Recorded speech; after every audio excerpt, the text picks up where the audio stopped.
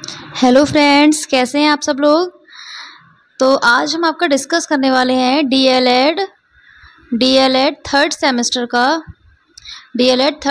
का paper second आपका कौन सा है? समावेशी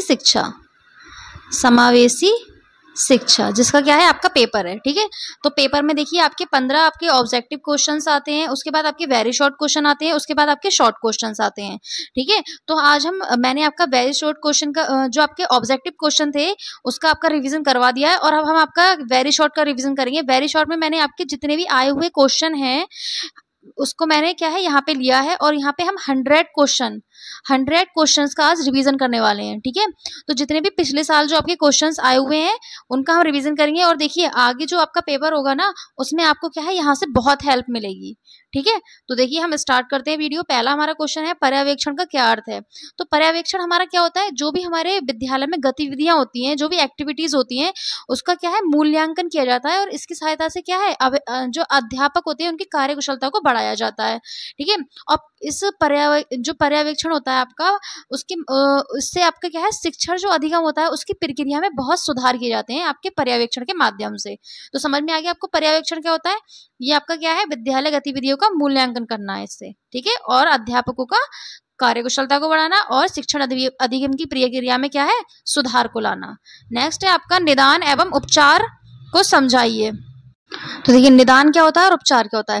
देखिए एक आपका होता है निदानात्मक शिक्षा, एक होती है आपकी उपचारात्मक शिक्षा। तो देखिए निदान में क्या होता है, किसी बच्चे को अगर कोई समस्या है तो समस्या का पता लगाना क्या कहलाता है, निदान कहलाता है। ठीक है, निदान में क्या करते हैं, बच्चे की समस्या का पता लगाते हैं और जो समस्या निकल के आती है ठीक है उसका क्या करते हैं, उस समस्या का हल करते हैं, वो आपका कहलाता है उपचारात्मक शिक्षा। ठीक है, समझ में आ गई निदान और उपचार क्या होता है।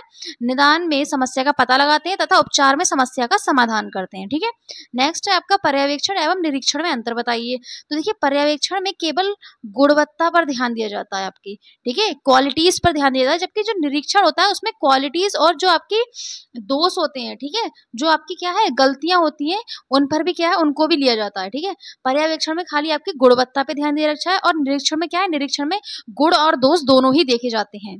ठीक है, नेक्स्ट आपका क्वेश्चन है मनोविज्ञान शाला उत्तर प्रदेश में कब और कहाँ स्थापित की गई। तो देखिए मनोविज्ञान शाला है वह उत्तर प्रदेश में आपकी 1947 कब की गई, 1947 में स्थापित की गई। कहाँ पे, इलाहाबाद में। इलाहाबाद या प्रयागराज भी बोलते हैं अब इसको। ठीक है, इलाहाबाद या प्रयागराज भी लिख सकते हैं, प्रयागराज। ठीक है, प्रयागराज। और किसने की थी आपकी नरेंद्र नाथ सेन गुप्ता। ठीक है, एन सेन गुप्ता भी बोलते हैं इसको शॉर्ट में। ठीक है, तो नरेंद्र नाथ सेन गुप्ता ने 1947 में आपकी प्रयागराज में क्या किया, मनोविज्ञान शाला की स्थापना की। नेक्स्ट है आपका परामर्श में योगदान देने वाली 2 संस्थाओं के नाम लिखिए। तो देखिए परामर्श में क्या है सहयोग देने वाली 2 संस्थाएं कौन कौन सी होंगी। डाइट होगी आपकी, जिला चिकित्सालय और मनोविज्ञान शाला। तो ये हो गया हमारा परामर्श में सहयोग देने वाली संस्थाएं कौन कौन सी, डाइट, जिला चिकित्सालय और मनोविज्ञान शाला। ठीक है, नेक्स्ट है आपका शिक्षण एवं निर्देशन में अंतर लिखिए। तो देखिए शिक्षण और निर्देशन में क्या अंतर है। देखो शिक्षण जो है वह क्या है, शिक्षा देने की प्रक्रिया है, शिक्षा प्रदान करना आपका कहलाता है। शिक्षण एक प्रक्रिया है शिक्षा प्रदान करने की, जबकि निर्देशन क्या होता है, निर्देशन में मार्गदर्शन किया जाता है आपका। ठीक है, मतलब आपको क्या है, आपको गाइड किया जाता है एक टाइप से, तो वो आपका निर्देशन होता है। नेक्स्ट है आपका शारीरिक विकलांगता बालक कौन होते हैं, शारीरिक विकलांग बालक कौन होते हैं। तो देखिए शारीरिक विकलांग बालक कौन होते हैं, जिसमें क्या है कोई भी डिसेबिलिटी होती है। ठीक है, ऐसे बच्चे जो अस्थिबाधित, दृष्टिबाधित, श्रवणबाधित तथा मूकबाधित है। मतलब अस्थिबाधित मतलब कोई हड्डियों में प्रॉब्लम है, या आंखों से क्या है, दृष्टिबाधित का मतलब है आपकी आंखों से कोई दिक्कत है उन्हें देखने में, श्रवणबाधित का मतलब है सुनने में कोई दिक्कत है या आंशिक रूप से सुन पाते हैं, मूकबाधित मतलब बोल नहीं पाते हैं, शारीरिक विकलांगता वाले बालक कहलाते हैं। इस टाइप के जो बालक है वह आपके क्या है शारीरिक विकलांगता वाले बालक है। नेक्स्ट है आपका पिछड़ापन मापने की इकाई क्या होती है। तो पिछड़ापन मतलब कोई बच्चा पिछड़ा हुआ है, ठीक है, पिछड़ा हुआ है, तो पिछड़ा हुआ वो किन कारणों से है, ठीक है, मानसिक कारण से। ठीक है, मानसिक कारण से वह चीजों को जल्दी सीख नहीं पाता है, इसलिए क्या है वह पिछड़ा हुआ है। तो वह क्या है आपकी, तो यह मापने की जो आपकी इकाई होगी वो क्या होगी, बुद्धि लब्धि। बुद्धि लब्धि से क्या होता है, आपका बुद्धि का मापन किया जाता है। उसके बाद आपको बताया जाता है कि आपका जो बच्चा है वह सामान्य बुद्धि है, औसत बुद्धि है, ठीक है, प्रतिभाशाली है या जड़ बुद्धि है या मूर्ख बुद्धि है या मूढ़ बुद्धि है, ये सब आपसे किससे किए जाते हैं? बुद्धि लब्धि से। ठीक है, तो नेक्स्ट आपका है अपंगता के 2 कारण बताइए। तो देखिए एक अपंगता जो है ये आपकी जन्मजात भी हो सकती है और दुर्घटना के कारण भी हो सकती है, किसी बीमारी के कारण भी हो सकती है। ठीक है, तो अपंगता के ये कारण है आपके जन्मजात, दुर्घटना या रोगग्रस्त। ठीक है, नेक्स्ट है आपका समावेशी शिक्षा का सूक्ष्म आशय बताइए। तो देखिए समावेशी शिक्षा क्या होती है? समावेशी शिक्षा का मतलब ये होता है कि जो सामान्य बालक है आपके, ठीक है, कौन से बालक? सामान्य बालक, सामान्य बालक और विशिष्ट बालक, सामान्य बालक और विशिष्ट बालक, इन दोनों तरीके के जो बालकों को एक साथ शिक्षा देना आपका समावेशी शिक्षा कहलाती है। ठीक है, तो इसका सूक्ष्म आशय क्या है? सार्वभौमिक विकास। ठीक है, तो समावेशी शिक्षा का सूक्ष्म आशय शिक्षा की सार्वभौमिकता से है। ठीक है, सार्वभौमिकता से। नेक्स्ट आपका है आवाज की समस्या का दोष क्या है? तो देखिए आवाज की समस्या का जो दोष है वह क्या है? आवाज की समस्या वह होती है जबकि एक व्यक्ति को यह समझ नहीं आता कि किन परिस्थितियों में ऊंचा बोलना चाहिए तथा किस परिस्थिति में उसे नीचा बोलना चाहिए। तो ये आपकी आवाज की समस्या होती है। ठीक है, उसे ये समझ में नहीं आता है कि कौन सी आपकी सिचुएशन है, उसमें आपको तेज बोलना चाहिए और कब आपको हल्के बोलना चाहिए। ठीक है, नेक्स्ट आपका क्वेश्चन है बुद्धि लब्धि से आप क्या समझते हैं? तो देखिए मैंने अभी बताया कि बुद्धि लब्धि आपका क्या होती है। देखिए कितनी बार आपका क्वेश्चन हुआ है, 17 में आया है, 19 में आया है, 22 में आया है। ठीक है, ठीक है, तो देखिए कौन सा है आपका बुद्धि लब्धि। देखिए मैंने अभी बताया मानसिक आयु नापने की एक इकाई है। तो मानसिक आयु तथा वास्तविक आयु के अनुपात में 100 से गुणा करने पर जो प्राप्तांक प्राप्त होता है उसे बुद्धि लब्धि कहा जाता है। ठीक है, और बुद्धि लब्धि से हम क्या करते हैं? व्यक्ति की मानसिक स्तर का पता लगाते हैं। ठीक है, तो बुद्धि लब्धि का फॉर्मूला क्या होता है? मानसिक आयु बटे वास्तविक आयु इंटू 100। ठीक है, IQ बराबर, ठीक है, IQ बराबर क्या होता है आपका? Mental as upon chronological age into 100। ठीक है, mental as upon chronological age into 100, ये आपका हो गया बुद्धि लब्धि का फॉर्मूला IQ का। नेक्स्ट है आपका शैक्षिक रूप से पिछड़े बच्चों की परिभाषा सिरिल वर्ड के अनुसार लिखें। तो देखिए सिरिल वर्ड है, उन्होंने क्या परिभाषा दी है? तो इन्होंने बताया कि पिछड़े बच्चे वह कहलाते हैं जिनकी शैक्षिक बुद्धि लब्धि शिक्षा अंक 85 से कम होता है। ठीक है, इन्होंने बताया जो 85 से कम बुद्धि लब्धि वाले बच्चे होंगे वो क्या है? शैक्षिक रूप से पिछड़े बताए इन्होंने। ठीक है, नेक्स्ट है आपका किसका कथन है कि विशिष्ट बालक जैसा कि बाल मनोविज्ञान में प्रयुक्त होता है से तात्पर्य है अत्यधिक प्रवीण एवं प्रतिभाशाली बालकों के साथ साथ उन बालकों से भी है जो निम्न बुद्धि या अन्य शिक्षण असमर्थताओं के होते हैं। तो ये आपका कथन जो कहा ये किसका है? ये कथन क्या है? आपका रेवर का है।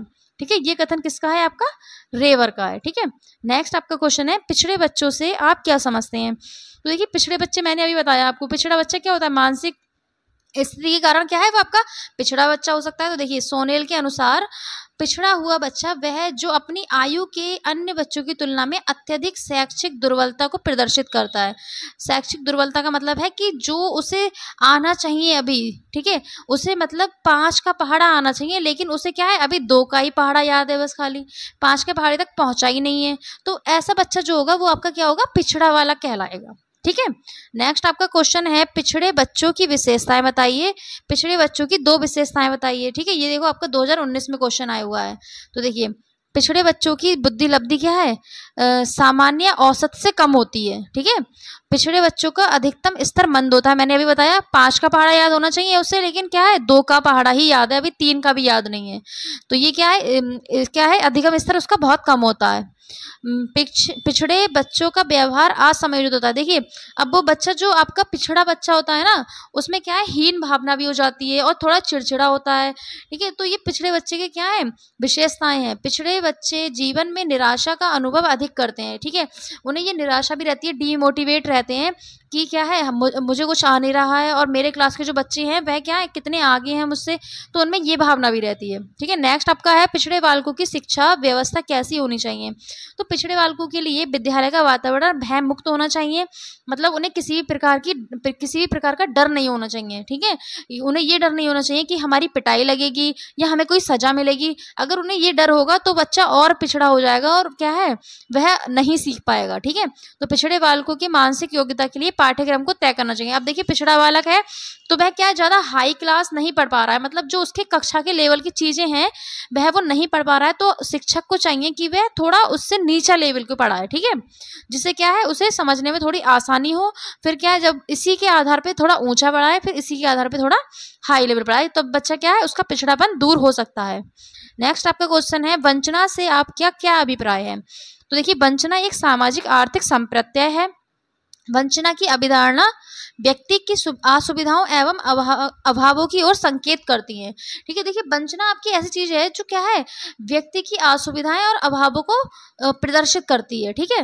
नेक्स्ट है आपका समस्यात्मक बच्चों से अभी क्या अभिप्राय है। तो वैलेंटाइन ने, देखिए मैंने आपको कल ऑब्जेक्टिव करवाया था तब भी उसमें ये डेफिनेशन आई थी, ठीक है। तो देखिए वैलेंटाइन के अनुसार समस्यात्मक बच्चे वे होते हैं जिनके व्यवहार तथा व्यक्तित्व इस सीमा तक असमान होते हैं कि वे घर, विद्यालय और समाज की समस्याओं को जनक बन जाते हैं। मतलब वे जहां भी जाते हैं वहां पे समस्याएं उत्पन्न करते हैं, चाहे आपका वह घर में हो या विद्यालय में हो या फिर कहीं आपका समाज में हो या रिश्तेदारी में जाए, कहीं भी जाएं आपका वह क्या है समस्याएं उत्पन्न करते हैं। तो वैलेंटाइन ने बताया था कि जो ऐसे बालक होते हैं वो समस्यात्मक बालक होते हैं, ठीक है। नेक्स्ट आपका क्वेश्चन है निर्देशन का अर्थ बताइए। तो निर्देशन मैंने यही बताया था आपको गाइड करना, ठीक है। तो निर्देशन गाइडेंस शब्द का हिंदी रूपांतर है। इसका अर्थ होता है मदद करने के लिए, मतलब मदद करने के लिए किया जाता है कि किसी को गाइड करना, ठीक है। तो जोन्स के शब्दों में निर्देशन का अर्थ प्रदर्शन करना, इंगित करना, सूचित करना, पथ प्रदर्शन करना। इसका अर्थ सहायता देना से अधिक है, ठीक है। जैसे आपने देखा होगा कि आपको समझ में नहीं आता है कि हम आगे क्या करें। अगर बच्चा इंटर क्लास में है उसे समझ में नहीं आता है कि हमें आगे क्या करना चाहिए, तो कोई उसको गाइड करता है कि बेटा आपको बीएससी करनी चाहिए, बेटा आपको क्या है मेडिकल लाइन में जाना चाहिए या टीचिंग लाइन में जाना चाहिए। तो कोई ना कोई क्या है आपको एक गाइडेंस देता है, वही आपका निर्देशन कहलाता है, ठीक है। नेक्स्ट आपका क्वेश्चन है परामर्श की परिभाषा दीजिए। तो देखिए परामर्श की परिभाषा मायर्स के अनुसार परामर्श का तात्पर्य है दो व्यक्तियों का संपर्क जिसमें एक व्यक्ति को किसी प्रकार की सहायता दी जाती है, ठीक है। तो ये मायर्स के अनुसार है। नेक्स्ट है आपका मनोविज्ञान शाला कहाँ स्थित है। तो देखिए मनोविज्ञान शाला आपका कहाँ है प्रयागराज में। मनोविज्ञान शाला उत्तर प्रदेश के प्रयागराज या आपका इलाहाबाद भी कह सकते हैं, ठीक है, इलाहाबाद में स्थित है। नेक्स्ट है आपका मनोविज्ञान उत्तर प्रदेश इलाहाबाद में स्थापना कब हुई। तो देखिए 1947 में। कब हुई थी 1947। देखिए आपका ये यहाँ पे गलत आंसर दिया हुआ है, 1949 दिया हुआ है। तो हुई कब थी 1947 में हुई थी। और कहाँ हुई थी प्रयागराज में हुई थी। किसने की थी नरेंद्रनाथ सेन गुप्ता ने की थी, ठीक है। नेक्स्ट आपका क्वेश्चन है मनोविज्ञान प्रयोगशाला इलाहाबाद की स्थापना किसने की। अब देखिए इस शाला की स्थापना आचार्य नरेंद्र देव ने की थी। मैंने अभी आपको बताया था नरेंद्र आपका NN सेन गुप्ता, नरेंद्रनाथ सेन गुप्ता, ठीक है, या फिर नरेंद्र देव भी कह सकते हैं आप, दोनों ही सेम है। नेक्स्ट है आपका मनोविज्ञान उत्तर प्रदेश इलाहाबाद का संस्था प्रमुख क्या कहलाता है। तो पदेन निदेशक कहलाता है, ठीक है। नेक्स्ट आपका क्वेश्चन है मनोविज्ञान शाला उत्तर प्रदेश इलाहाबाद के संचालन हेतु कितने पद सृजित हैं। तो कितने पद सृजित हैं। देखिए मनोविज्ञान उत्तर प्रदेश इलाहाबाद के संचालन हेतु 2 पद सृजित है। क्या है आपके 2 पद सृजित है। नेक्स्ट है आपका जिला चिकित्सा की विशेषज्ञ समिति का नेतृत्व कौन करता है। तो देखिए जिला जो समिति है, जिला चिकित्सालय है, ठीक है, उसकी विशेषज्ञ समिति का निर्देशन आपका करता है मुख्य चिकित्सा अधिकारी, ठीक है। कौन करता है मुख्य चिकित्सा अधिकारी, CMO बोलते हैं इसको, ठीक है। नेक्स्ट है आपका विशिष्ट आवश्यकता वाले बच्चों से क्या अभिप्राय है। देखिए तो मैंने बताया था अभी विशिष्ट आपके बच्चे कौन से होते हैं, जो बच्चे सामान्य बच्चों से भिन्न होते हैं, ठीक है। मतलब आपके देखिए प्रतिभाशाली होते हैं या तो विशिष्ट बालकों में देखिए आपके 2 टाइप के बालक आते हैं। एक तो आपके क्या है शारीरिक रूप से अक्षमता वाले, ठीक है, और एक प्रतिभाशाली, एक मंदबुद्धि, मतलब ये आपके किस में आते हैं, ये सब विशिष्ट बालकों में आते हैं। देखिए विशिष्ट बालक, इनको इस विशिष्ट बालकों की श्रेणी में इसलिए रखा गया है ताकि क्या है इनमें हीन भावना उत्पन्न ना हो और ये अपने आप को दूसरों से अलग ना समझें, ठीक है। तो इसमें क्या है आपको ये बच्चे सामान्य बच्चों से भिन्न होते हैं, वे विशिष्ट बच्चे कहलाते हैं। विशिष्ट बच्चों के अंतर्गत शारीरिक रूप से अक्षम, प्रतिभाशाली, मंदबुद्धि, शैक्षिक रूप से पिछड़े आदि प्रकार के बच्चे आते हैं। तो ये आपके होते हैं विशिष्ट बालक, ठीक है। नेक्स्ट है आपका शैक्षिक रूप से पिछड़ने या मंदता के कारण बताइए। तो देखिए मैंने ये बताया था शैक्षिक रूप से किस प्रकार से पिछड़े हो सकते हैं आपको। एक तो शारीरिक के कारण, ठीक है, कि आपका शारीरिक विकास ठीक नहीं है या आपको किसी प्रकार की बीमारी है या फिर क्या है आपका बुखार आ सकता है कभी, तो आप इसकी वजह से क्या है आप शैक्षिक रूप से पिछड़ सकते हैं। मानसिक कारण मतलब आपकी क्या है जन्म से ही कोई आपको मानसिक मंदता है, मतलब आपको चीज़ें देर में समझ में आती हैं। विद्यालय का कारण क्या है, विद्यालय में क्या है इतना सहयोग नहीं मिल पा रहा है, तो विद्यालय के कारण भी हो सकता है, या फिर विद्यालय में भय का आपका माहौल बना हुआ है, बच्चा क्या है इस डर की वजह से स्कूल ही नहीं जा रहा है, तो ये आपका भय का कारण हो सकता है एक आपका किसका शैक्षिक रूप से पिछड़ने का। और देखिए पारिवारिक कारण, पारिवारिक कारण कैसे हो सकता है बताइए जरा। पारिवारिक कारण ऐसा हो सकता है कि किसी की आर्थिक स्थिति ठीक नहीं है, ठीक है, किसी की आर्थिक स्थिति ठीक नहीं है, या फिर क्या है आपका परिवार में कोई इतना शिक्षित नहीं है जो आपको क्या है शिक्षा के बेनिफिट्स या शिक्षा की महत्वता आपको बता सके, ठीक है। तो क्या है ये आपकी क्या हो गई पिछड़ने की मंदता के कारण हो गए। नेक्स्ट है आपका पिछड़ेपन या मंदता के निवारण, मतलब आप इसके क्या है मतलब जो इसका उपयोग, मतलब उपयोग कह रही हूँ मतलब यूज, निवारण का मतलब होता है, निवारण मतलब इसका उपचार, ठीक है, मतलब ये चीज सही कैसे हो, पिछड़ेपन या मंदता के उपचार, ठीक है, ये पूछ रहा है आपसे निवारण। तो विद्यार्थियों के लिए उनकी योग्यता के अनुकूल पाठ्यक्रम बनाना चाहिए। तो देखिए जैसे मैंने भी बताया पिछड़ा बच्चा है जो वह क्या है मानसिक रूप से क्या है मंद है थोड़ा, तो वह चीज़ों को जो आपकी हाई चीज़ें हैं या फिर जो उसके लेवल की चीज़ें हैं वह उसको नहीं सीख पा रहा है। तो आप क्या है उसके लिए थोड़ा जैसे अगर वो उसको क्या है जैसे उसको फ्रूट्स नेम नहीं याद हो रहे हैं, फ्रूट्स नेम उसको नहीं याद हो रहा है, तो आप पहले उसको क्या करिए, पहले उसको सिर्फ आप ABCD का अच्छे से ज्ञान कराएं, ठीक है। तो ये आपका क्या है यहाँ से आप छोटी चीज़ों को पढ़ाएं फिर उसके बाद उसको बड़ी चीज़ें पढ़ाएं, ठीक है। नेक्स्ट है आपका परामर्श समय पर बल दिया जाए, ठीक है, जब उसको क्या है सिखाया जाए तो परामर्श समय पर बल दिया जाए। नेक्स्ट आपका है समावेशी शिक्षा के उद्देश्य बताइए। तो देखिए समावेशी शिक्षा का मेन उद्देश्य है आपका कि जो भी विशिष्ट बच्चे हैं उनको क्या है शिक्षा देना, शिक्षा प्रदान करना, ठीक है। तो विशिष्ट बच्चों को आत्मनिर्भर बनाकर उन्हें समाज की मुख्य धारा से जोड़ना सबसे मेन। उसके बाद बच्चों में विशिष्ट बच्चों की पहचान कर उनमें छिपी हुई कमजोरी को दूर करना, ठीक है, जो भी उनमें क्या है कमियां हैं, जो भी उनमें क्या है उनकी कमजोरी है, जो उन्हें नहीं आता है वो क्या है उनको सिखाना उन चीज़ों को। लोकतांत्रिक मूल्यों के उद्देश्यों को प्राप्त करना, जागरूकता की भावना का विकास करना, ठीक है। तो ये आपके क्या है समावेशी शिक्षा के उद्देश्य हैं। तो आप एक उद्देश्य और लिख सकते हैं कि विशिष्ट बच्चों में हीन भावना का उत्पन्न ना होने देना, ठीक है, ये भी इसका एक समावेशी शिक्षा का उद्देश्य है, ठीक है। नेक्स्ट है आपका समावेशी शिक्षा के अधिनियम वर्ष बताइए। तो समावेशी शिक्षा का अधिनियम वर्ष कब है 1995, ठीक है, कब है आपका 1995। नेक्स्ट है आपका नेशनल ट्रस्ट एक्ट कब स्थापित हुआ। तो नेशनल ट्रस्ट एक्ट आपका कब हुआ था 1999 में, ठीक है। नेक्स्ट आपका क्वेश्चन है भारतीय संविधान की किस धारा के तहत अनुसूचित जाति और अनुसूचित जनजाति के बच्चों के लिए शिक्षा मुहैया कराने का प्रावधान है। तो देखिए धारा 15, देखिए धारा 15 में भाग 4, ठीक है, धारा 45 तथा धारा 46 के तहत बच्चों को क्या है अनुसूचित जाति और अनुसूचित जनजाति के बच्चों के लिए शिक्षा क्या है शिक्षा प्रोवाइड कराना जरूरी है, ठीक है। नेक्स्ट है आपका समावेशी शिक्षा के महत्व या आवश्यकता बताइए। तो समावेशी शिक्षा द्वारा विशिष्ट बच्चों के अंदर छिपी हुई प्रतिभा को निखारा जाता है, ठीक है, और समावेशी शिक्षा के द्वारा बच्चों को आत्मनिर्भर बनाया जाता है, सेल्फ डिपेंडेंट, ठीक है। समावेशी शिक्षा के द्वारा बच्चों की जागरूकता की भावना का विकास किया जाता है, ठीक है, कि बच्चा क्या है अवेयर हो, अवेयरनेस फैले बच्चों में, ठीक है। समावेशी शिक्षा तथा एकीकरण का सिद्धांत का संबंध बताइए। देखिए समावेशी शिक्षा क्या है, समावेशी शिक्षा तथा एकीकरण का सिद्धांत का संबंध कनाडा एवं अमेरिका से जुड़ा है। किससे जुड़ा है संबंध बताना है इसका किससे है, तो कनाडा और अमेरिका से। नेक्स्ट आपका क्वेश्चन है ADSS का पूरा नाम बताइए, इसे किस वर्ष प्रारंभ किया। तो ADSS का पूरा नाम है आपका माध्यमिक स्तर पर निःशक्तजन समावेशी शिक्षा का योजना, ठीक है, और इसका प्रारंभ हुआ था 2009 से 2010 के बीच में, ठीक है, 2009 से 2010 तक हुआ था इसका प्रारंभ। निशक्त व्यक्ति अधिनियम वर्ष बताइए। निशक्त व्यक्ति अधिनियम वर्ष आपका कब है? 1995। ठीक है। नेक्स्ट है आपका एकीकृत शिक्षा का प्रारंभ कब हुआ? तो एकीकृत जो शिक्षा है आपका वो 1974 में प्रारंभ की गई। देखिए इसे याद कर लेना, ये जो स्थान है आपकी इसमें से आपको क्या है मिल सकती है। नेक्स्ट है आपका एकीकृत शिक्षा परियोजना का प्रारंभ कब हुआ? तो एकीकृत शिक्षा परियोजना का प्रारंभ आपका कब हुआ? 1930 में। देखिए निशक्त व्यक्ति अधिनियम 1995, एकीकृत शिक्षा 1974, एकीकृत शिक्षा प्रायोजन 1930, समन्वित शिक्षा का प्रारंभ 2005। ठीक है। समावेशी शिक्षा को समन्वित शिक्षा भी बोलते हैं। ठीक है।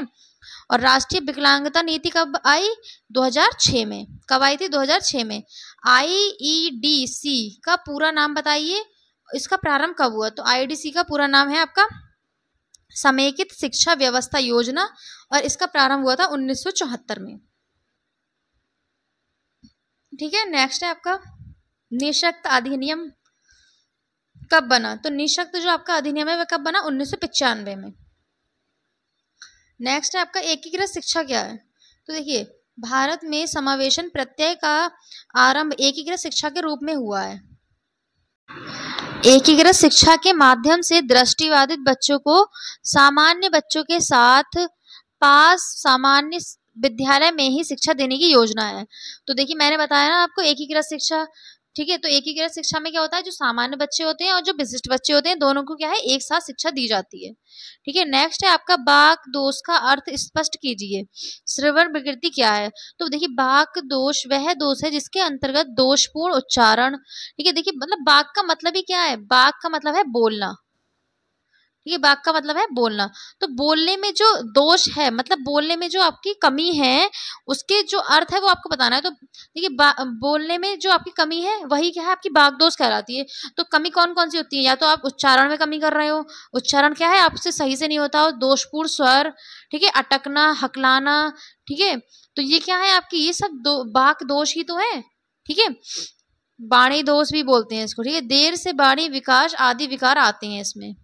नेक्स्ट है आपका असुविधा संपन्न समूह के बच्चे कौन हैं? तो शारीरिक रूप से विकलांग, मानसिक रूप से विकलांग, अनुसूचित जाति के बच्चे, अनुसूचित जनजाति के बच्चे, ये सब क्या है? असुविधा संपन्न समूह के बच्चे।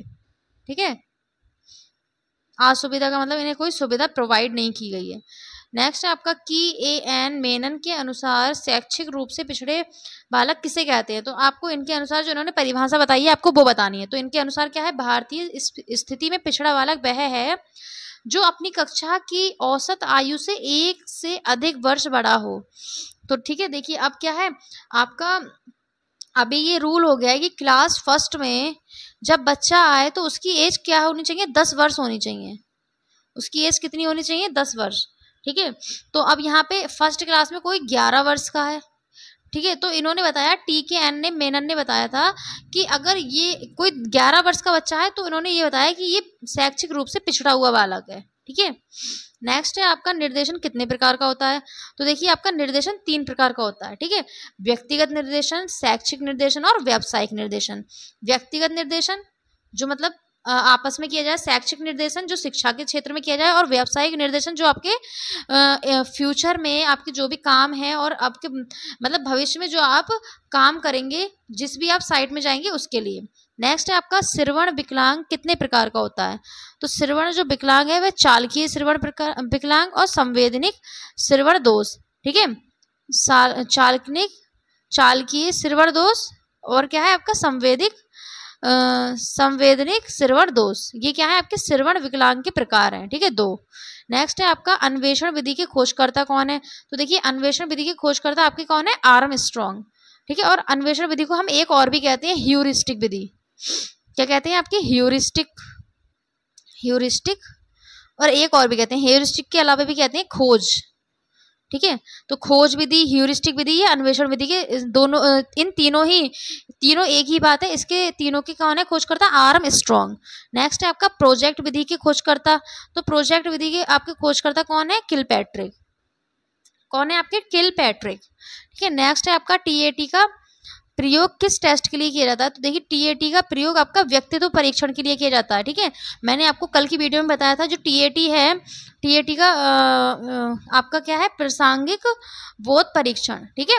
तो और इसका जो आपका खोज करता है, जो प्रतिपादक है, वो कौन है? मॉर्गन एवं मरे। मॉर्गन एवं मरे, ये आपके कौन है? टीएटी के प्रतिपादक है, ठीक है। नेक्स्ट है आपका 80 से 89 आईक्यू वाले बच्चे कौन से होते हैं? तो 80 से 89 आईक्यू वाले बच्चे मंद बुद्धि के माने जाते हैं, ठीक है, मंद बुद्धि के होते हैं ये बालक। और 90 से फिर 110, इसके बाद 90 आएगा ना, तो 90 से 110 वाले होते हैं आपके सामान्य बुद्धि। कैसे होते हैं ये? सामान्य बुद्धि होते हैं। फिर 110 से आपका 120 ये होते हैं आपके औसत बुद्धि, ठीक है, औसत बुद्धि। 140 वाला होता है आपका गिफ्टेड या प्रतिभाशाली चाइल्ड, प्रतिभाशाली बालक, ठीक है। तो ये आपके बुद्धि लब्धि के मैंने बता दिए जो होते हैं, ठीक है। नेक्स्ट है आपका 70 से 79 आईक्यू वाले जो बच्चे होते हैं वह क्या होते हैं? तो वह क्षीण बुद्धि वाले होते हैं, ठीक है। नेक्स्ट है आपका 50 से 69 वाले बच्चे, तो 50 से 69 वाले बच्चे अल्प बुद्धि, ठीक है। नेक्स्ट है आपका बाल अपराध के कोई 2 कारण। देखिए बाल अपराध मतलब बच्चे अपराध कब कर सकते हैं? तो विघटित परिवार मतलब परिवार का टूटना, जैसे क्या है, माँ बाप क्या है, अलग हो गए, ठीक है, जो माता पिता हैं वह क्या है, अलग अलग हो गए। तो ये जो है क्या है, आजकल ये बहुत चल रहा है कि मतलब माँ बाप ने क्या है, डिवोर्स ले लिया, तो ये अलग अलग हो गए। फिर बच्चा, इससे बच्चे के विकास पे बहुत ज़्यादा प्रभाव पड़ता है, ठीक है। तो यहाँ पे क्या है, बच्चा क्या है, बाल अपराध कर सकता है, अपराधी प्रवृत्ति का बन सकता है, ठीक है। गरीबी हो गई, अब क्या है, गरीबी में भी बच्चा क्या है, अपराध कर सकता है, चोरी करना हो गया, ठीक है, कहीं पे। तो ये आपका क्या है, गरीबी एक इसका हो सकती है, अशिक्षा है, बेरोजगारी है, ये सब इसी में आ जाएंगे। नेक्स्ट है आपका मंद बुद्धि के बालकों का प्रकार बताइए। तो देखिए मंद बुद्धि बालक के 3 प्रकार होते हैं। मैंने अभी आपको बताया था स्टार्टिंग में, जड़ बुद्धि हो गया, हीन बुद्धि हो गया, मूढ़ बुद्धि हो गया, ठीक है। मूढ़ को ही हम मूर्ख भी बोलते हैं। तो ये आपके क्या हो गए, 3 प्रकार हो गए मंद बुद्धि के, ठीक है, जड़, हीन और मूढ़। नेक्स्ट है आपका सामूहिक बुद्धि परीक्षण की विशेषताएं बताइए। तो देखिए सामूहिक बुद्धि परीक्षण शाब्दिक या अशाब्दिक दोनों होता है, ठीक है, शाब्दिक और अशाब्दिक दोनों होता है। अशाब्दिक आपका किसके लिए होता है? अनपढ़ों के लिए, ठीक है। जो व्यक्ति अनपढ़ हैं, जिन्हें पढ़ना लिखना नहीं आता है, तो क्या है, उनके लिए अशाब्दिक होता है, और जो पढ़े लिखे हैं उनके लिए शाब्दिक, ठीक है। नेक्स्ट है आपका राष्ट्रीय न्यास अधिनियम का वर्ष बताइए। तो राष्ट्रीय न्यास अधिनियम का वर्ष 1999 है। कब है? 1999। राज्य सरकार प्रतिवर्ष निःशुल्क बच्चों को कितनी धनराशि देती है? तो देखिए बच्चों को कितनी धनराशि, 600 रुपये दी जाती है आपकी, ठीक है। तो राज्य सरकार प्रतिवर्ष निःशक्त बच्चों को 600 रुपये की धनराशि देती है। नेक्स्ट है आपका बुद्धि परीक्षण के जनक कौन है? तो देखिए बुद्धि परीक्षण के जनक आपके कौन है? बिने साइमन, ठीक है। बिने साइमन बुद्धि परीक्षण आपने पढ़ा होगा, ठीक है। और बिने साइमन, उसके बाद कौन से आए थे? आपका एक कारक अपना बिने साइमन ने दिया था। नेक्स्ट आपका द्विकारक सिद्धांत था, वो आपका स्पीयरमैन ने दिया था, स्पीयरमैन ने, ठीक है, स्पीयरमैन ने दिया था आपका, ठीक है। और बहुकारक किसने दिया था? बहुकारक आपका किसने दिया था बताइए? बहुकारक दिया था आपका थॉर्नडाइक ने। और एक बहुतत्व था, वो आपका था थर्स्टन का, ठीक है। नेक्स्ट है आपका बुद्धि लब्धि सूत्र किसने दिया? तो देखिए बुद्धि लब्धि सूत्र किसने दिया? टर्मन ने। बुद्धि लब्धि सूत्र वही है आपका IQ बराबर mental as upon chronological age into 100, ठीक है, मानसिक आयु बटे वास्तविक आयु इंटू 100। नेक्स्ट है आपका शाब्दिक सामूहिक परीक्षण का दूसरा नाम बताइए। तो शाब्दिक सामूहिक परीक्षण का दूसरा नाम है आपका आर्मी एल्फा परीक्षण, ठीक है, आर्मी एल्फा परीक्षण, ये आपका शाब्दिक सामूहिक परीक्षण है। नेक्स्ट है आपका अशाब्दिक का। तो अशाब्दिक सामूहिक परीक्षण का दूसरा नाम आपका क्या है? आर्मी बीटा, क्या है आपका? Army beta. नेक्स्ट है आपका बुद्धि परीक्षण या बुद्धि लब्धि के आधार पर बालकों को कितने भागों में बांटा गया है? ठीक है, बुद्धि लब्धि के आधार पर बालकों को। तो देखिए बुद्धि मैंने अभी बताया 3, जो आपके मंद बुद्धि होती है उनको भी 3 भागों में डिवाइड किया गया है, और जो आपकी अच्छी बुद्धि वाले होते हैं उनको भी 3 भागों में डिवाइड किया गया है, ठीक है। और जो आपके क्या है बुद्धि के जो आधार हैं उनको भी आपको क्या है 3 टाइप में विभाजित किया गया है। कौन कौन से? सामान्य बुद्धि, एक तो सामान्य बुद्धि जो एवरेज है, ठीक है, मोस्टली होते हैं 90 से 110 वाले श्रेष्ठ बुद्धि, ठीक है, 140 वाले श्रेष्ठ बुद्धि, और एक तो मंद बुद्धि जो क्या है बिल्कुल ही चीजों को बहुत देर से सीख पाते हैं या सीख भी नहीं पाते हैं, ठीक है। नेक्स्ट है आपका डॉक्टर जलोटा ने किस बुद्धि परीक्षण का निर्माण किया? तो देखिए डॉक्टर जलोटा ने 1951 में सामूहिक बुद्धि परीक्षण का निर्माण किया। किसका किया था? सामूहिक बुद्धि परीक्षण में। और कब किया था? 1951 में। ठीक है। नेक्स्ट है आपका परामर्श किसे कहते हैं? तो किसी व्यक्ति समस्याओं एवं कठिनाइयों को दूर करने के लिए दी जाने वाली सहायता, सलाह और मार्गदर्शन को परामर्श कहते हैं। ठीक है। किसी व्यक्तिगत समस्याओं में का जो आपकी कठिनाइयों को दूर करने के लिए जो आपको सहायता दी जाती है, जो सलाह दी जाती है, उसे क्या कहते हैं? हम परामर्श कहते हैं। ठीक है। नेक्स्ट है आपका एल्फ्रेड बिने ने पहला बुद्धि परीक्षण कब किया था? तो पहला बुद्धि परीक्षण कब किया था? 1915 में। ठीक है। देखिए आपका ये है बुद्धि परीक्षण 1915 में किया था। देखिए कभी कभी क्या आता है आपका 1900 कहीं कहीं पे आपका 1905 भी दिया हुआ है। ठीक है। पहला बुद्धि परीक्षण आपका 1905 भी दिया हुआ है कहीं कहीं, तो आप लोग इसको एक बार चेक कर लेना कि कहाँ पे है। वैसे मेरे हिसाब से तो 1905 जो होगा आप वही आपका क्या है? राइट होगा। ठीक है। 1905 में। नेक्स्ट है आपका परामर्श की दो विधियों के नाम लिखिए। देखिए परामर्श की दो विधियां कौन कौन सी है? निर्देशात्मक परामर्श, अनिर्देशात्मक परामर्श। ठीक है। और भी आप लिख सकते हैं व्याख्यात्मक और विश्लेषणात्मक। ठीक है। ये आपकी परामर्श की विधियां हैं। नेक्स्ट है आपका समावेशी शिक्षा से क्या तात्पर्य है? तो ये मैंने बता दिया है कि समावेशी शिक्षा क्या है। छात्रों को सार्थक शिक्षा अनुकूलतम वातावरण में उपलब्ध कराई जाती है। और ये शिक्षा क्या है? इसमें क्या है? आपके सामान्य बालक और पिछड़े बालकों को एक साथ शिक्षा दी जाती है। और क्या है? योग्यता, शारीरिक अक्षमता, भाषा, संस्कृति, पारिवारिक पृष्ठभूमि, उम्र किसी प्रकार का अवरोध उत्पन्न ना कर सके। ठीक है। जीवन में। नेक्स्ट है आपका मंद बुद्धि की बच्चों की मानसिक विशेषता बताइए। तो जो मंद बुद्धि के बच्चे होते हैं उनकी मानसिक विशेषता क्या होती है? बुद्धि लब्धि क्या होती है? सामान्य बालकों से कम होती है। ठीक है। जितनी एवरेज होनी चाहिए उनकी उतनी नहीं होती, उससे कम होती है। और जन्मजात मानसिक क्रियाएं सामान्य बालकों की अपेक्षा कम होती हैं। इनमें स्मृति विस्तार, ध्यान विस्तार, ये सभी कम होता है। जो मानसिक जितनी भी मानसिक चीजें होती है संज्ञान से जो जुड़ी हुई होती हैं, हमारे संज्ञान से जो जुड़ी हुई होती हैं, वो क्या है? जो मंदबुद्धि के बच्चे होते हैं उनमें सभी चीजें में क्या है? कम होती हैं एक सामान्य बच्चे की तुलना में, एक सामान्य बच्चे की तुलना में। ठीक है। नेक्स्ट है आपका निर्देशन का अर्थ स्पष्ट कीजिए। तो देखिए हम बात करते हैं शिक्षक प्रशिक्षुओं को प्रशिक्षण अवधि में समावेशी शिक्षा पर आधारित प्रशिक्षण के दो उद्देश्य बताने हैं। तो देखिए दो उद्देश्य कौन कौन से हैं?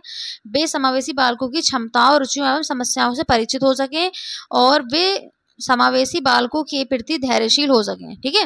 नेक्स्ट है आपका निर्देशन और परामर्श में किन दृष्टिकोण से आवश्यक है निर्देशन और परामर्श? तो देखिए निर्देशन और परामर्श बालक को भविष्य के लिए और क्या है? और एवं बालक के निर्णय लेने की क्षमता विकसित करने के लिए, बालकों के भविष्य का मार्ग प्रदर्शित करना और बालकों के लिए निर्णय लेना, इन दृष्टिकोणों से क्या है? निर्देशन और परामर्श आवश्यक है। नेक्स्ट है आपका परामर्श के क्या उद्देश्य हैं? तो मैंने बताया कि आपको व्यक्ति को उसके व्यवहार और अभिवृत्तियों में परिवर्तन लाने के लिए क्या है? परामर्श की आवश्यकता होती है। नेक्स्ट है आपका डीजीपी का पूरा नाम। तो डीजीपी का आपका पूरा नाम होता है डिजिटल गाइडेंस साइकोलॉजी। ठीक है। Digital guidance psychology. अब कोई ये मत कहना कि यहाँ पे साइकोलॉजी एस से स्टार्ट होती है। ठीक है। PHY। ठीक है। साइकोलॉजी ऐसे लिखा जाएगा आपका साइकोलॉजी। ठीक है। तो यहाँ पे क्या है आपका? Digital guidance psychology. नेक्स्ट है आपका पर्यवेक्षण क्यों आवश्यक है? तो देखिए पर्यवेक्षण क्या है? मैंने अभी स्टार्टिंग में ही आपको पहला क्वेश्चन बताया था कि विद्यालय की गतिविधियों का मूल्यांकन करने के लिए और जो आपके अध्यापक हैं उनकी कार्यकुशलता को बढ़ाने के लिए पर्यवेक्षण आवश्यक होता है। ठीक है। अन्वेषण विधि मैंने अभी बताई थी। अन्वेषण, ह्यूरिस्टिक, खोज विधि, ये किसने की है? सब आर्मस्ट्रांग ने की है। नेक्स्ट है आपका 50 से 60 बुद्धि लब्धि वाले बच्चे कौन से होते हैं? मूर्ख बुद्धि के होते हैं ये। ठीक है। बाड़ी बाधित बच्चे कौन से होते हैं? तो बाड़ी बाधित जो बोलने में जो भी इनको डिसेबिलिटी होती है वो सभी आपके बाड़ी बाधित कहलाते हैं। बोलने में डिसेबिलिटी कौन कौन सी हो सकती है? आपकी बोलने की अक्षमता, हकलाना, तुतलाना, धीरे धीरे अटक कर बोलना, नाक के सुर से बोलना, ये सब क्या है? बाड़ी दोष बोलते हैं इनको। ठीक है। श्रवण विकलांगता कितने प्रकार की होती है? तो श्रवण विकलांगता आपकी कितनी होती है? 4 प्रकार की होती है। ठीक है। नेक्स्ट है आपका समावेशी शिक्षा के अंतर्गत किस प्रकार के बच्चे आते हैं? तो देखिए किस प्रकार के बच्चे आते हैं? शारीरिक अक्षमता वाले भी आते हैं, सामान्य बच्चे भी आते हैं और मानसिक अयोग्यता वाले, भावनात्मक व्यवहारिक विकारों वाले, बौद्धिक भिन्नता वाले बच्चे सभी आते हैं इसमें समावेशी शिक्षा में। ठीक है। एक आपका क्या है? आपका कौन सा प्रतिभाशाली बालक भी आता है इसमें, ठीक है।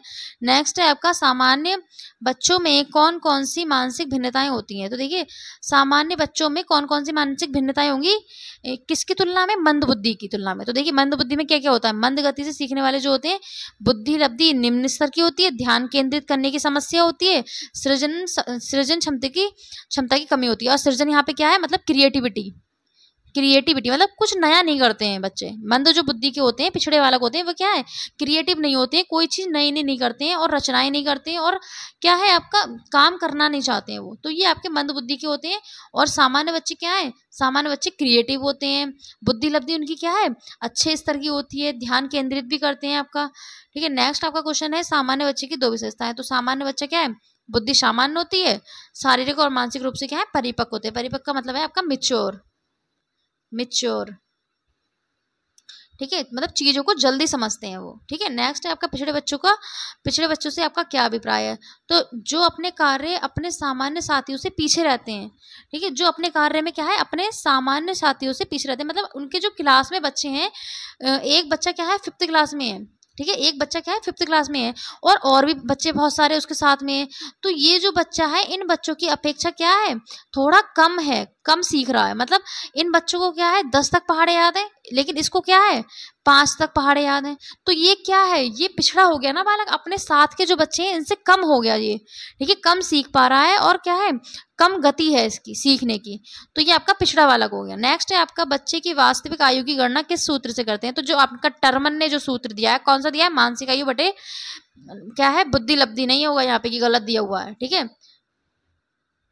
अच्छा यहाँ पे वास्तविक आयु पूछा है, सॉरी यहाँ पे वास्तविक आयु पूछा है, मुझे लगा बुद्धि लब्धि पूछी है, ठीक है, वास्तविक आयु पूछा है।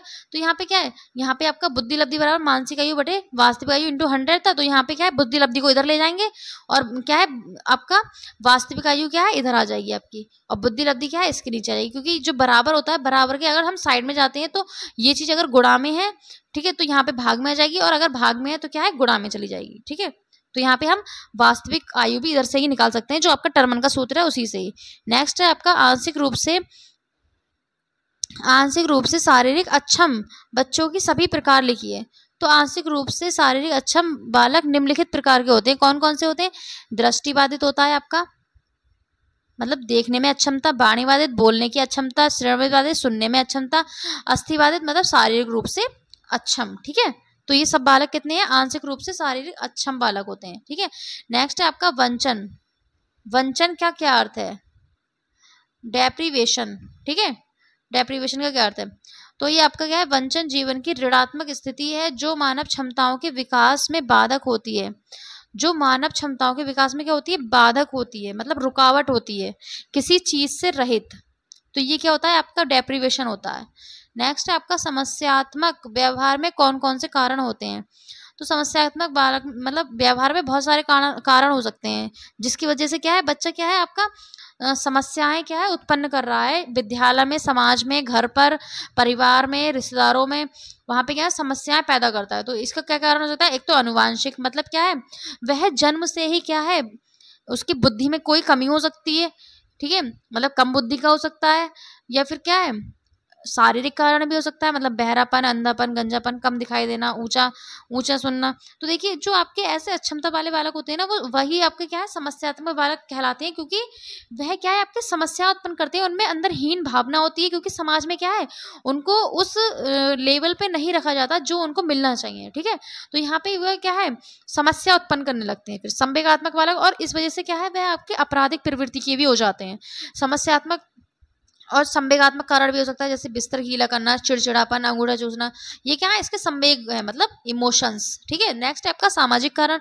सामाजिक कारण मैंने अभी आपको बताया, ठीक है, आर्थिक स्थिति, उचित देखरेख का अभाव, माता पिता के मध्य टूटते संबंध, मैंने जो अभी आपको एग्जाम्पल दिया था देखिए ये वही दिया हुआ है यहाँ पे, ठीक है, कि मतलब जो आपका माता पिता है उनके बीच में लड़ाई होना, उनका आपका क्या है अलग हो जाना, ये इसका बहुत बुरा प्रभाव पड़ता है बच्चे पे। बड़े सदस्यों की बुरी आदतें, ठीक है, बड़े सदस्यों की जैसे आपके क्या है घर में कोई उनके किसी की बुरी आदत है कि सिगरेट पीता है कोई, तो ये क्या है बच्चे ये भी समस्या हो सकती है यहाँ पे पैदा। बच्चे के लिए। नेक्स्ट आपका सामाजिक निर्देशन से आप क्या समझते हैं? तो देखिए सामाजिक निर्देशन का अर्थ है सामाजिक परिपक्वता, अच्छी आदतें, पक्षपात को दूर करना और अच्छे मूल्यों को सीखना। ये आपका क्या है? सामाजिक निर्देशन।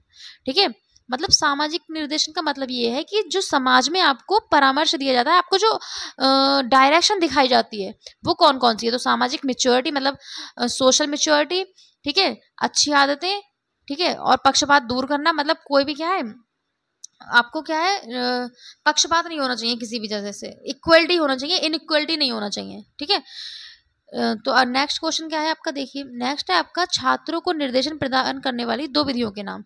तो व्यक्तिगत तालिका सेवा, सूचना सेवा, परामर्श सेवा, स्थापन सेवा, अनुवर्तन सेवा। ठीक है, नेक्स्ट है आपका प्रतिभाशाली बच्चे किन्हें कहते हैं? तो देखिए मैंने बताया था 140 जिनकी बुद्धि लब्धि क्या है 140 से अधिक होती है, वह क्या होते हैं? आपके प्रतिभाशाली बालक होते हैं, और सामान्य बालकों से क्या है? अधिक होते हैं ये। नेक्स्ट है आपका बुद्धि लब्धि किसे कहते हैं? तो बुद्धि लब्धि बालक अथवा व्यक्ति के सामान्य योग्यता के विकास की गति बताती है। ठीक है, क्या है? उसकी वास्तविक आयु और मानसिक आयु के जो अनुपात होता है, ठीक है, और उसका क्या है? उसका क्या है? प्रतिशत मतलब गुणा 100, ये आपका क्या है? IQ मतलब बुद्धि लब्धि है। कौल एवं पुरुष ने बताया, क्या बताइए? बुद्धि लब्धि यह बताती है कि बालक मानसिक योग्यता से किस गति से विकास हो रहा है। ठीक है, और जैसे किसी बालक की मानसिक आयु 10 वर्ष है और वास्तविक आयु 8 वर्ष है, तो उसका बुद्धि लब्धि 125 होगी। कैसे होगी? ठीक है, मानसिक आयु कितनी है? 10 वर्ष, तो 10 लिख दिया यहाँ पे। वास्तविक आयु है आपकी 8 वर्ष, और क्या है? गुणा 100। ठीक है, तो 4 दूनी 8 हो गया आपका। यहाँ पे 4 दूनी 8, और कितना हो गया यहाँ पे? 2 इधर चला जाएगा, 4 पंजे 20। ठीक है, यहाँ पे 2 से ये कट जाएगा, तो 25 पंजे 125। ठीक है, तो यहाँ 125 निकल के आ गया, तो इसका मतलब बुद्धि लब्धि कितनी है इसकी बालक की? 125 है। ठीक है, तो यहाँ पे 125 वाला बालक कौन होगा बताइए जरा? औसत बुद्धि। ठीक है, क्या होगा आपका? औसत बुद्धि का बालक होगा। नेक्स्ट है आपका समावेशी शिक्षा सामान्य शिक्षा से किस प्रकार भिन्न है? तो समावेशी शिक्षा शारीरिक, मानसिक, प्रतिभाशाली तथा विशिष्ट गुणों के युक्त भिन्न बालकों को अपनाई जाती है। ठीक है, भिन्न बालकों के द्वारा अपनाई जाती है, लेकिन यह शिक्षा सामान्य बालकों को शिक्षण नहीं देती। कौन सी आपकी? समावेशी शिक्षा। समावेशी शिक्षा सामान्य बालकों की शिक्षा संवर्धता अलग है। इस शिक्षा में ऐसे घटक को शामिल किया जाता है जो सामान्य बालकों के कार्यक्रम के साथ विशिष्ट भी होते हैं। ठीक है, सामान्य शिक्षा से है सामान्य बालकों के लिए, और समावेशी शिक्षा है आपकी प्रतिभाशाली बच्चे, और क्या है? विशिष्ट जो आपके शारीरिक दोष है किसी को, तो उस प्रकार के जो बच्चे हैं वो आपके समावेशी शिक्षा में एक साथ शिक्षा ग्रहण करते हैं। नेक्स्ट है आपका निर्देशन के 2 प्रमुख उद्देश्य। तो निर्देशन आपका किस किस लिए दिया जाता है? स्कूल में समायोजन की सहायता करना। ठीक है, मतलब स्कूल में क्या है? समायोजन मतलब आपका क्या है? एडजस्ट। ठीक है, एडजस्ट करना निर्देशन का मुख्य उद्देश्य है। छात्रों में रुचि के अनुरूप विषयों का चयन करना, मतलब अपने क्या है? अपने इंटरेस्ट के हिसाब से जिसमें आप अच्छे हो वही आप सब्जेक्ट चूज करो। इसलिए भी क्या है? आपको परामर्श दिया जाता है, निर्देशन दिया जाता है। परामर्श का अर्थ डॉक्टर जुवाल के अनुसार परामर्श एक प्रकार की राय देना जहां व्यक्ति स्वयं निर्णय लेने में सक्षम नहीं होता है। ठीक है, वहां पे क्या है? परामर्श दिया जाता है। ये आपका डॉक्टर जुवाल ने बोला था। नेक्स्ट है आपका निर्देशन व परामर्श में 2 अंतर लिखिए। तो निर्देशन देखिए, निर्देशन और परामर्श में 2 प्रमुख अंतर। निर्देशन सामूहिक एवं व्यक्तिगत दोनों प्रकार का हो सकता है, जबकि जो परामर्श है वह एक समय में एक ही व्यक्ति के लिए उपलब्ध होता है। ठीक है, निर्देशन क्या है? सामूहिक और व्यक्तिगत दोनों प्रकार का हो सकता है, लेकिन जो परामर्श होता है वो सिर्फ एक व्यक्ति और एक ही समय में दिया जाता है। ठीक है, नेक्स्ट है आपका निर्देशन में व्यक्ति को समस्या समाधान योग्य बनाता है। निर्देशन में व्यक्ति को क्या है? समस्या समाधान योग्य बनाता है, जबकि परामर्श के माध्यम से व्यक्ति आत्म निर्देशन के लिए सक्षम बनाया जाता है। मतलब सेल्फ आपका क्या है? निर्देशन का मतलब क्या था? गाइड करना आपका। ठीक है, तो सेल्फ गाइडेंस के लिए क्या है? सक्षम बनता है बच्चा। नेक्स्ट आपका मध्यम रूप से दृष्टिबाधित व्यक्ति के नेत्रों को देखने की क्षमता कितनी होती है? तो मध्यम रूप से दृष्टिबाधित व्यक्ति के नेत्रों की देखने की जो क्षमता होती है 20/70 से 20/200 तक है। ठीक है, क्षमता जो आपकी है इतनी है। देखिए यहाँ पे हमारा ये 100वां क्वेश्चन था, और हमारे 100 क्वेश्चन यहाँ पे कंप्लीट हो गए। ठीक है, आप लोग इनको अच्छे से रिवाइज कर लेना। मैंने यहाँ पे आपको बहुत सारी चीज़ें बताई हैं, यही नहीं कि एक क्वेश्चन है तो वो क्वेश्चन का आंसर ही बताया, उस क्वेश्चन में जो उसका वर्ड का मीनिंग है मैंने वो तक बताया है आपको। तो आपको इससे बहुत हेल्प मिलेगी। आप इससे क्या है? रिविज़न करना, और वीडियो अच्छी लगी हो तो लाइक कर देना, और चैनल को क्या है? सब्सक्राइब कर लेना। मिलते हैं हम लोग नेक्स्ट वीडियो में, तब तक के लिए बाय बाय।